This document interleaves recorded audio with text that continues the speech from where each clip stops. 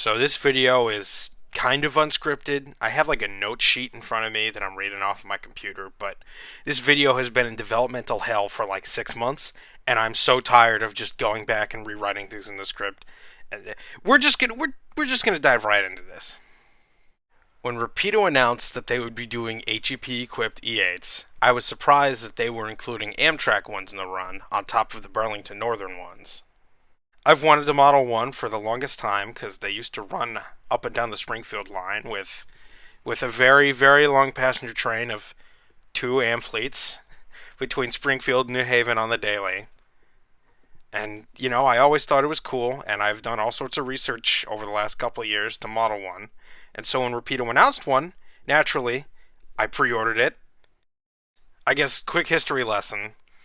Penn Central rebuilt 5 of these for Amtrak. They were all former Pennsy E8s. They were rebuilt in 1976 and went into service until about the early 80s. They mostly ran like intercity trains. Sometimes you'd see them on the Lakeshore Limited. Sometimes you'd see them in Chicago. Other times you'd see them on the non-electrified parts of the Shoreline Division between New Haven and Boston. After Amtrak was kind of done with them because they had more than enough F40s, 2 went to Conrail, 2 went to Metro North, and 1 of them went to the Scrapper. And those 4 are still with us today. Well, let's talk about the detail. This is what an Amtrak E8 looks like. Everything is there. The paint is the right color. Everything's the right font. I've been noticing Rapido has been getting quite a bit better at their paint jobs. I do appreciate the dual dynamic brake fans and the mufflers. They actually look like mufflers. That's cool. The car track stamps, the nose lift lugs, the sunshades in the cab. It looks good. It's a good looking model. What's a good looking model without a good running drivetrain? The mechanism is nice and quiet. Something I did notice about the trucks is all the gearing is like very low profile, so you can just see right through it, whereas other models would have like the gear tower sticking up into the chassis. Speaking of the chassis, it is just a big giant block of metal under there, and the shell is just kind of clipped onto the side. Although I don't know why it couldn't be screwed in through the coupler boxes or whatever. Whatever. It's easy to take apart. It's easy to look into. The capacitors are so big. Or maybe it's just one big one. I don't remember. It's been a while. It's been a little bit since I've opened this up. You'll hear about that in a little bit. Oh yeah, this thing will cruise right through a dead section for like 15-20 seconds straight. The lights will stay on for half a minute. It's obscene just how big the Mo power capacitor is.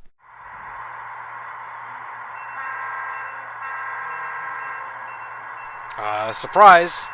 It sounds just as good as it looks and runs.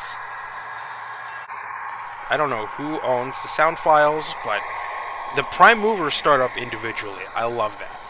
And there's a good array of sounds to choose from. Like you change a CV number, it's like, oh, you get this horn and this horn and this horn. One thing I don't understand about the programming of the decoder is that F15 turns on the HEP generator. It feels like that's the main selling point of this E8 versus the previous waves. It has HEP, so naturally you'd want to start it. But for me, with a Digitrack Zephyr, I can't do that unless I buy like a $60 module so I can hook it up to a tablet. I'm not going to do that. Whatever. It's not a big deal. At least I get to turn it on when I'm at my club.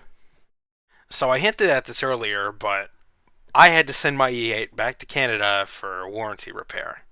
One day it just would not move faster than a crawl.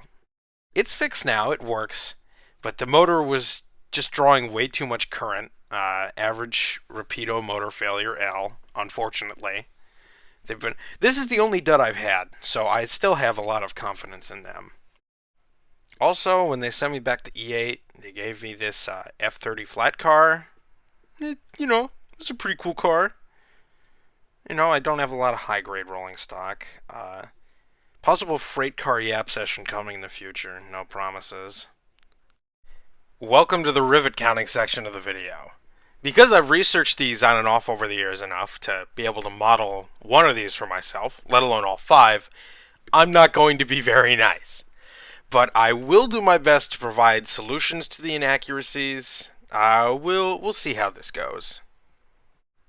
It is very clear that this spec is just an amalgamation of the five units, which is entirely wrong.